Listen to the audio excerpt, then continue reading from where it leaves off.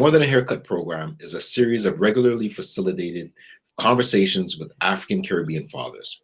This unique outreach and educational program is a partnership between the Macaulay Child Development Center and leaders in the African Caribbean community. It was established in 2006 in response to escalating violence in the Black community.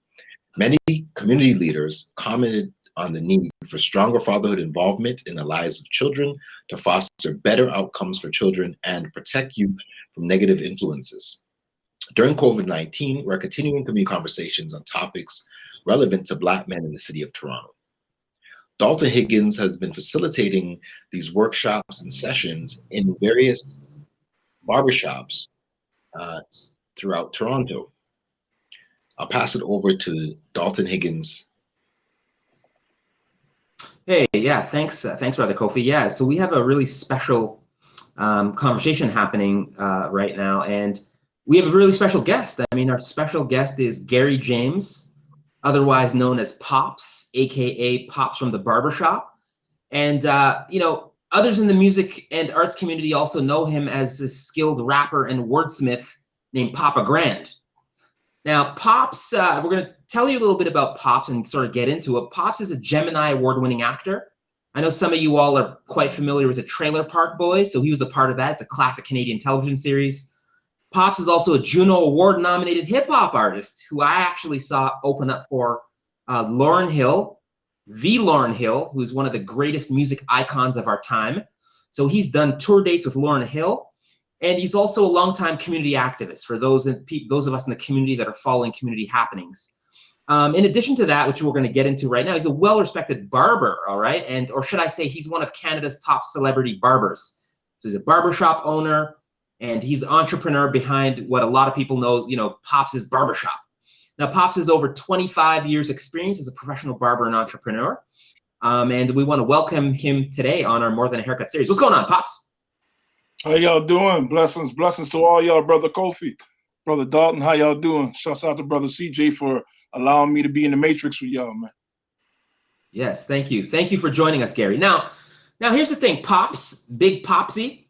Pops' barbershop has become, yeah, man, yeah. So your barbershop is like the staple in the Esplanade community since it opened up like in 2018. And it's a place where, you know, people in Toronto know that like high level, all kinds of basketball players go there, high school, pro players, musicians, community leaders, and just your average everyday layperson, you know, they go there to get their cut. That's just what the place is. Now, the barbershop has been closed for months now due to the challenges of trying to run a small business during this pandemic. So can you give us an update on what's going on with the shop, what's going on with you? I know you circulated a GoFundMe account to save Pops' barbershop from closing down. So can we talk about what you've been up to? So we're at the beginning of April. A year ago, March, I think it was March 14th of last year, is when the all barbershops were told to close down because of the pandemic. So then I think the first stint might have been, we went down in March and I was allowed to open back up in July 6th, maybe. I feel for all the restaurant owners, all the barbers, because there's barbershop owners and then there's barbers, and then there's barbers that are actually immigrants that don't have the option of getting assistance because they're not officially Canadian or have citizenship. So it's been a struggle across the gamut, and it's the nail technicians, it's the salon owners, it's the stylists. It's crazy, but I'm at least happy because I finally qualified for the second part of the CEBA loan and the new grant. So that gives me hope, because the GoFundMe page, I've never ever asked for help before. I've been a person that always knew how to hustle, but this is something that caught everybody off guard. But I'm a survivor, so I'm proud to say that yes, my lease is up 1 month ago, and to other barbershop owners who are stuck in a lease, they're still expected to pay full rent. So I just want the people who are viewing this to get a full perspective of a shop owner or being a barber or being an immigrant, because it hits everybody different. You know what I'm saying? And there's first world problems and whatever, but yeah. Okay, thank you. So over the years, Pops, you've been a strong advocate in helping, educate Canadians about the strong Black communities that reside in Halifax, Nova Scotia, where you're from. As a Black, Yes. Indigenous, African Scotian who can trace your roots in Canada going back 10 generations, can you tell us a little bit about this cause and why it's so important to you?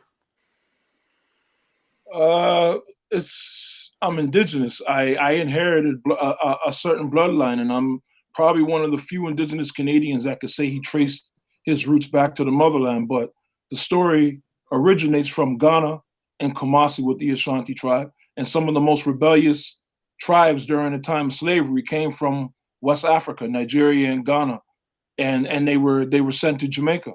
A lot of the Nigerian tribes and Ghanaian tribes were sent to Jamaica, and Ashanti tribe specifically became the Jamaican Maroons. The Jamaican Maroons conquered the British, signed the treaty, became the only, I guess you could say, battalion to conquer the British during times of colonization. And after they signed that treaty, they were shipped to Nova Scotia. After they arrived in Scotia, they colonized what we know now as Preston, and they built army fortresses for the British. But people think that they did it as slaves and indentured servants. They did it as free soldiers because they won the war. You know what I mean? So sometimes that gets misconstrued that Jamaicans were enslaved and then they were forced to work. No, when they got to Scotia, they were given the freedom. And then after they were given the freedom, they didn't like the cold weather. They then migrated to Sierra Leone, Freetown. So because I know my lineage and the whole path of my ancestors, it's I have to take on my ancestors' dreams, my ancestors' wishes, and it's I left Scotia to come to Toronto, but it's almost to a point because of Trailer Park Boys, because of the Gemini Award, the Juno nomination. I did all these things when I was in Nova Scotia. So for me to come to Toronto, it was like putting myself as a small fish in a big pond, and it made me like reinvent myself. Yeah, and even on that topic, when we talk about local African Canadian histories, let's stick on that point. I mean, when the African Canadian Black Nova Scotian icon Viola Desmond, the late Viola Desmond, many people consider to be like the Rosa Parks of Canada, and when Viola Desmond landed on a $10 bill, courtesy of the Bank of Canada, it was obviously an amazing source of pride for the Black community, throughout, across, from East Coast to West Coast to everywhere.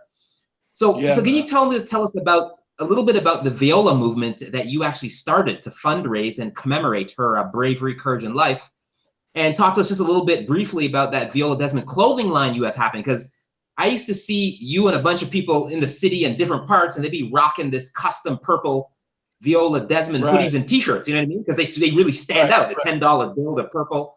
So can you tell us a little bit about that whole Viola Desmond movement? First of all, shouts out to my dope T, Matthew Romeo, for allowing me to reach out to Champion. And it was for me to do that movement. First of all, they had to commit to the purple shirts. They one of the admins in America of Champion, they said this is going to be expensive. If it could be cheaper if you get white or black.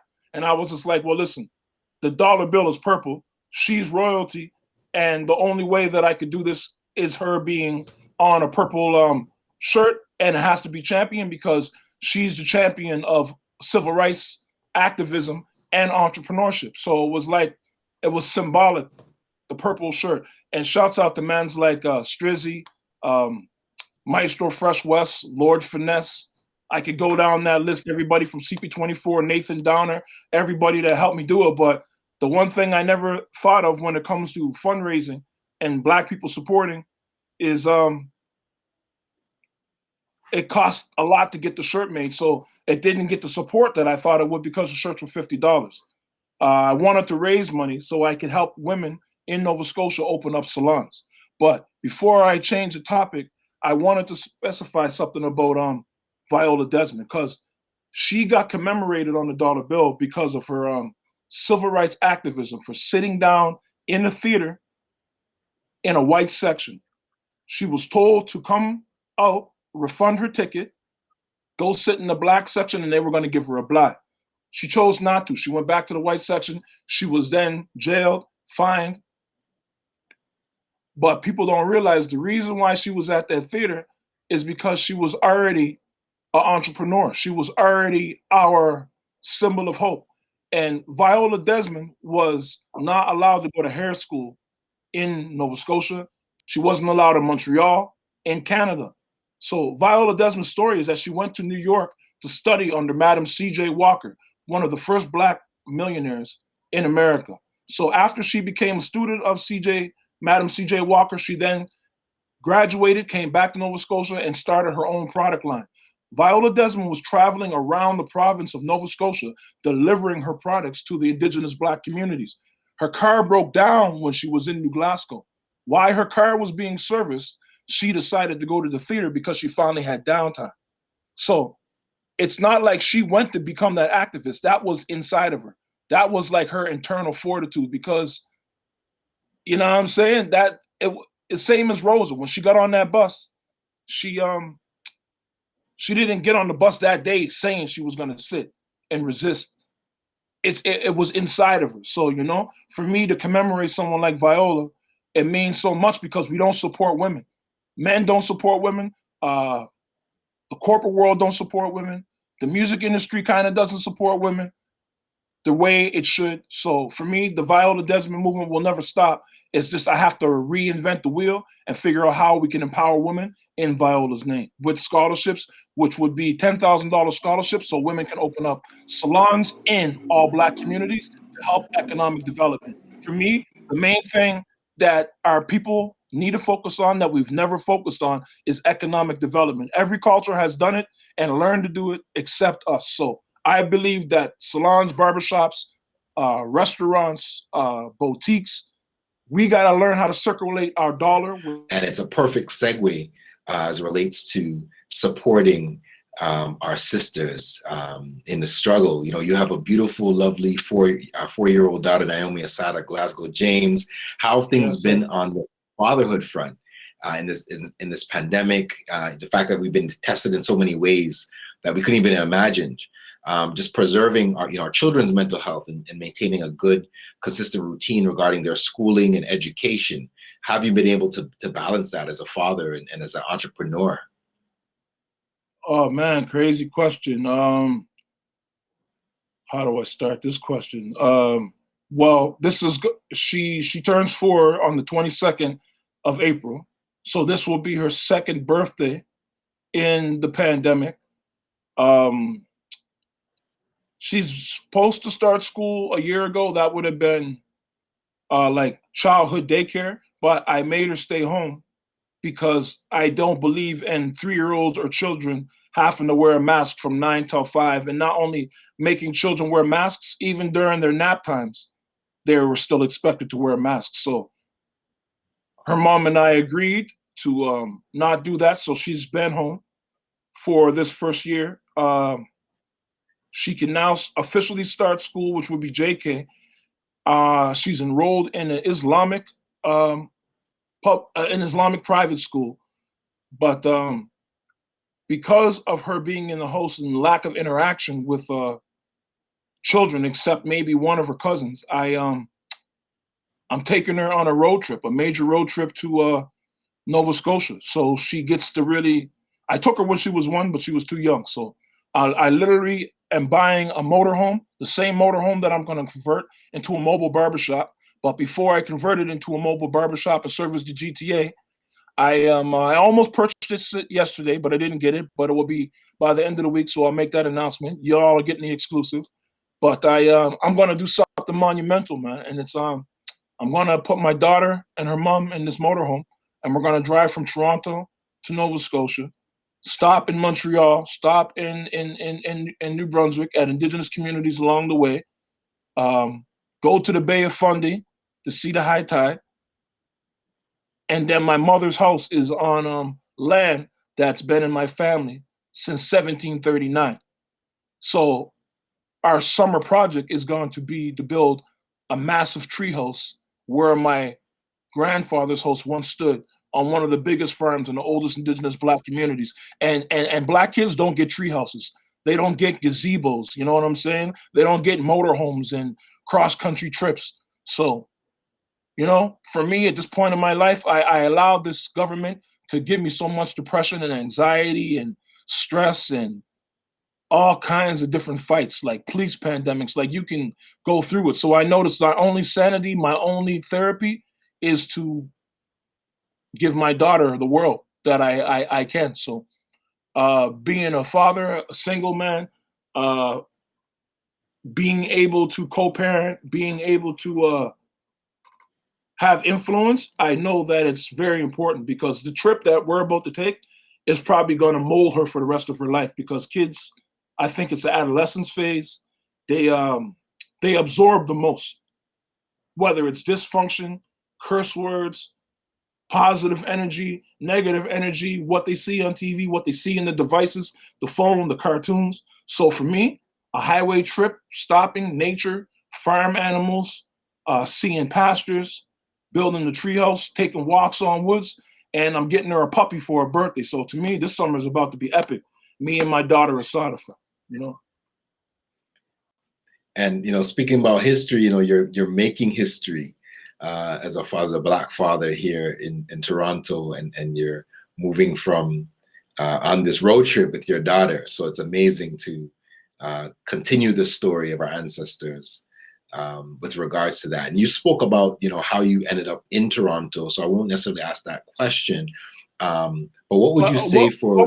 But I'll be honest with you, I came to Toronto originally when I was 14 as a breakdancer. The youth have also lost respect for the OGs because it was an era of OGs that just like poof, disappeared in the 90s. And then I don't know, it seemed like it made way for like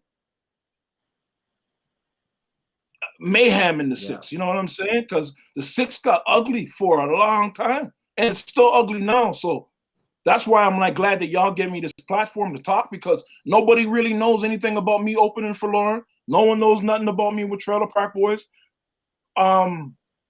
I spent 10 years downtown in barbershops and some of my clients are just now finding out because Trailer Park Boys was something of the past. So, you know, this platform allows me to like let people know what I'm about to do with the resources and the networks and all the stuff that I've done and the events that I've hosted. Now, this summer, when we open back up in Toronto, like Pops is going to be a household name. Mark my words, for a lot of great reasons. I promise you. Yeah, for real. I mean, that's the thing. You know, I'd seen you've been putting it down for a minute. I've seen it with my own two eyes, so I don't need to read about it anywhere. I mean, I've seen you, Trailer Park Boys, you know, classic. At every ball tournament, bro. You understand what I'm saying? So I see you out there. So when the Hardwood Classics and big basketball tournaments with the elite Toronto area basketball. Yeah, man. So I see you out there hosting an ambassador for the local big, you know, amazing basketball tournaments. I've seen you myself open up for Lauryn Hill. I was at the show and I was just like, yo, Papa Grand, open up for Lauryn Hill, bro. Like, what's going on here? You know what I mean? So I've seen it myself. So even on that tip, as far as the music, let's get into that a little bit before we wrap up. But what is happening there? Because some people know you as an actor, others know you as an entrepreneur, as a barber, as a, you know, different people, different facets, as an actor, you know. As far as the music, what have you been up to, bro? Are you putting out some, you know, cooking up some heat during this kind of pandemic downtime? Okay, so I'm going to try to pull this in front of the camera, right? So there's the headset. I'm going to pull this out just so you guys can see like the situation. You know what I'm saying? I got a nice little home production situation. I want to put that mic back, but it's I'm in a good situation. About I don't know. I would say a month and a half ago, I was offered my first independent recording contract and to do a national tour in Canada. So I ain't signed it yet because there's a lot of business language in this contract with a label that I got to make sure a lawyer looks at before I actually sign this contract. But it's very exciting. This is probably the first thing that kind of like made me come out of my depression. I'm telling you, this is like the first time I've never been working in 30 years. I've never been unemployed. I've never been broke. I've never been sitting on my ass before. I've never been forced to stay at home. This GoFundMe is to actually buy a motorhome, and this motorhome is going to serve as a mobile barbershop. Because if you guys remember the insides of a motorhome, it has a kitchenette and it has a couch area that I'm going to put a barbershop in. So I'm going to be able to come to every event this year, every neighborhood from the east to the west end, and cut hair for the day, put on a barbecue, put on a block party under the umbrella of Pop's Barbershop, and give away sports equipment such as hockey sticks, hockey nets, basketballs, soccer balls, baseballs, mitts, all kinds of sports equipment, so those kids can start having memories with their fathers and their parents in their neighborhoods. Powerful. A lot of the work you've been doing, brother. And like when, Toronto is thankful for the commitments that you've made and the doors that you've opened for so many young people. And even just visiting the shop, you're not just a barber. And we often talk about the impact of barbers in our community and passing on the knowledge, passing on the awareness, opening up the doors and connecting them back to their history. It's so important. Can you tell people how you got the name, how you got the name Pops?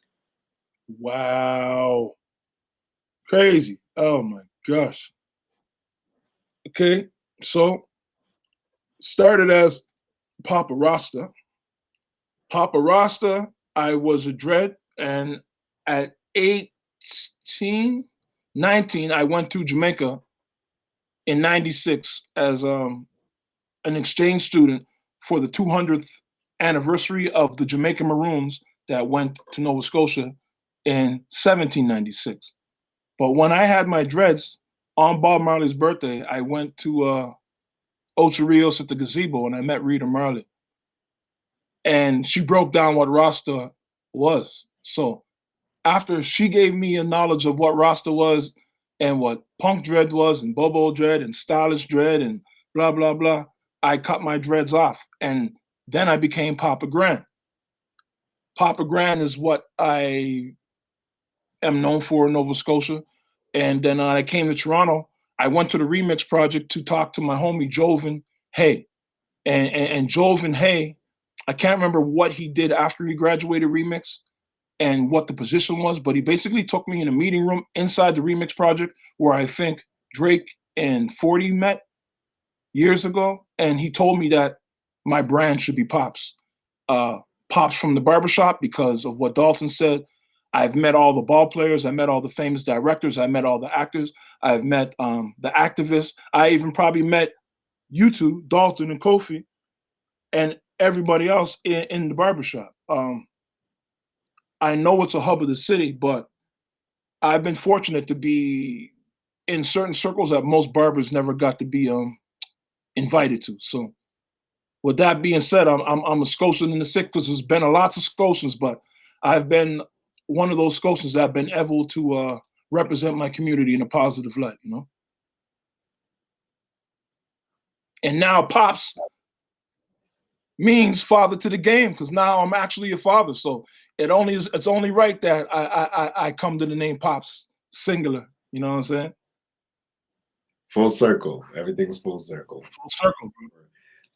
For such a rich dialogue, and I want to call it not even just a conversation, but a historical lesson. A lot of history has been explored within this conversation, and understanding that, Brother Malcolm had a quote that says, education is a passport of the future.